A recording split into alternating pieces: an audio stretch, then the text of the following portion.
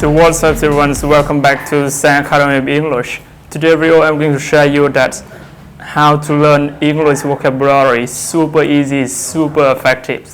You guys, you are watching this video, you want to be good in English, you want to improve your English. That's really important. You have to know how to learn English vocabulary. Today methods I'm going to share you that how did I learn 100 words a day. That is really important. สวัสดีทุกคนเนาะกลับมาพบข้าพเจ้าตามเคยแซง Academy of English มื้อนี้ค่อยจะมาแบ่งปันวิธีเรียนคำศัพท์ของค่อยที่ค่อยนำใส่มาในที่ผ่านมาเนาะเพราะว่าค่อยเรียนภาษาอังกฤษด้วยตนเองจนมาฮอดจุดนี้แล้วค่อยฉะนั้นค่อยจะเรียนคำศัพท์คือค่อยเรียนเทื่อนึง100คำไปเลยค่อยจะบ่เรียน10-20คำค่อยเรียนเทื่อละ100คำเลยและทุกคนแล้วค่อยจะสาธิตให้เบิ่งวิธีเรียนของค่อยอย่างนี้ทุกคนจะเรียนแบบค่อยได้บ่ถ้าบ่ได้ก็บ่เป็นหยังเนาะใส่วิธีของเจ้าดีที่สุดแต่ถ้าเจ้าเฮ็ดตามค่อยได้ก็ลองเฮ็ดไปเบิ่งเนาะบางทีมันจะได้ผลก่อนที่จะเรียนได้มื้อละ100คำคือคนอื่นหมดเลยบอกว่าปึ้มที่เจ้าจะเรียนนั้นสำคัญนะเจ้าจะใส่ปึ้มใดค่อยแนะนำคือเจ้าต้องใส่ปึ้มที่เขียนโดยเจ้าของภาษาห้ามเอาปึ้มที่เขียนอยู่ไทยอยู่ลาวมาเรียนมันเป็นปึ้มที่ว่ามันบ่อันนั้นบ่คักเท่ากับเจ้าของภาษาเลยเนาะคือเวลาเรียนปึ้มจากไทยจากลาวเขียนนี่อยู่ต่างประเทศเขาเจ้าเกือบจะบ่ได้ใส่คำศัพท์นั้นเลยฉะนั้นมันจะเป็นที่ว่าพวกเขาจะต้องนำใส่ปึ้มที่เขียนโดยเจ้าของภาษาคือที่ค่อยมีนี่ก็คือthird edition คือ Solution English Pre-Intermediate คือระดับ Pre-Intermediate นั่นเองคือก่อนที่จะเรียนคำศัพท์มาลองเปิดค่อยจะโซ่กันตัวอย่างวรรณาที่นี้บทที่ 6A นี้บทที่ 6A ทุกคนมาเบิ่งอยู่ข้อที่2นะก็เจ้าบอกว่า vocabularies โอเค vocabulary จะเป็นคำศัพท์คือสิ่งที่ค่อยจะเฮ็ดทำอิดก็คือเวลาค่อยเรียนคำศัพท์มาปุ๊บแบบนี้โอเคและสิ่งค่อยจะเฮ็ดก็คือค่อยจะเพราะว่าในปุ่มนี้มันจะมีไฟล์เสียงค่อยจะเปิดไฟล์เสียงให้ฟังแล้วก็หลังจากเปิดไฟล์เสียงแล้วก็จึงจะแปลเนาะอันนี้คือการวิธีเรียนโดยตนเองนะค่อยจะเปิดไฟล์เสียงอยู่นี่ Aquarium, Botanical Gardens, Castle, อันนี้คือไฟล์เสียง Fountain, Harbour, Market, Mosque, Museum, National Park, Palace, Ruins, Statue, Temple, Theme Park, Tower, Water Park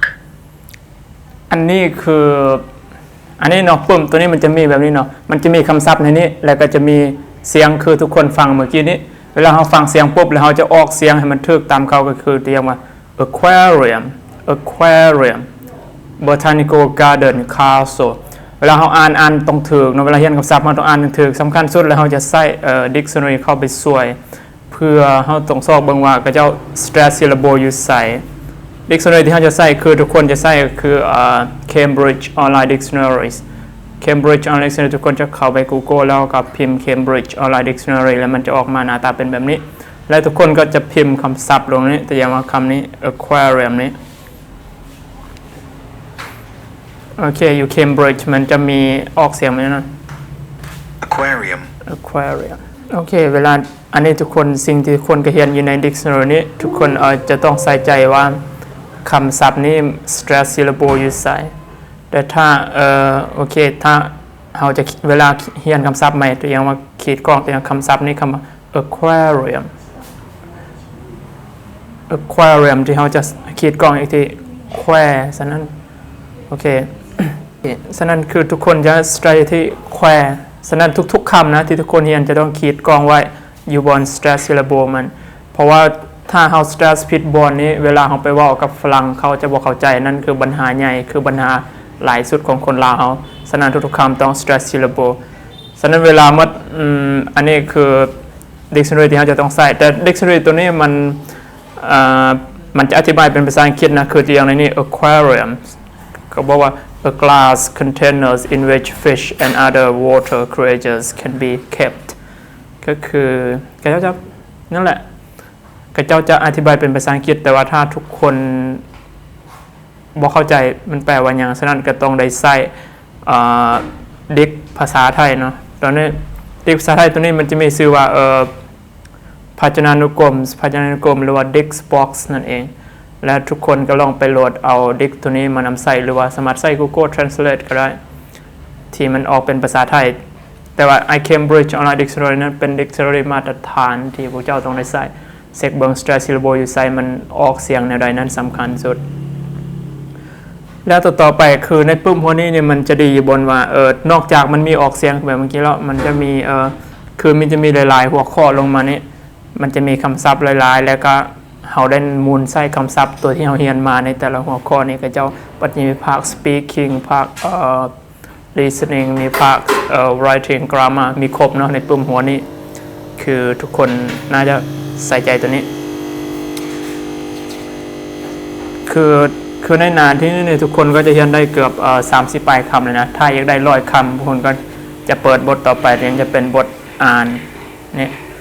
หรือบท 6F จะเป็นบทอ่านมันก็เส้นเดียวกันคือกันกับเมื่อกี้คือข้อดีของเวลาเราเรียนบทอ่านนี้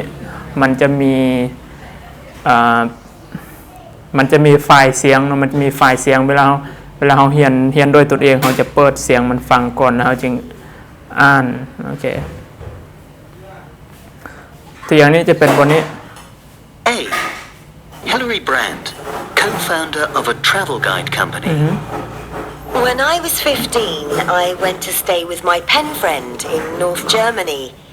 It was my first trip abroad and the first without my parents, and I hated every minute of it. The worst moment was probably the time when I was alone. เวลาที่ทุกคนอ่านแล้วก็เฮากับอ่านดังๆแล้วก็บันทึกเสียงตัวเองไว้บันทึกเสียงแล้วมาเปิดฟังเมื่อคืนเสียงที่เจ้าของภาษาเขาอ่านกับเสียงของเฮาเนี่ยมันแตกต่างกันส่ำใดเฮาก็พยายามปรับเสียงเฮาให้มันเข้ากับสำเนียงของเขานั่นคือวิธีการเรียนที่ค่อยนำใช้หลายๆพันปีมานี้จะเป็นการฝึกการออกเสียงที่เจ้ามักสำเนียงอเมริกาสำเนียงอังกฤษเจ้าก็ปรับเขานั้น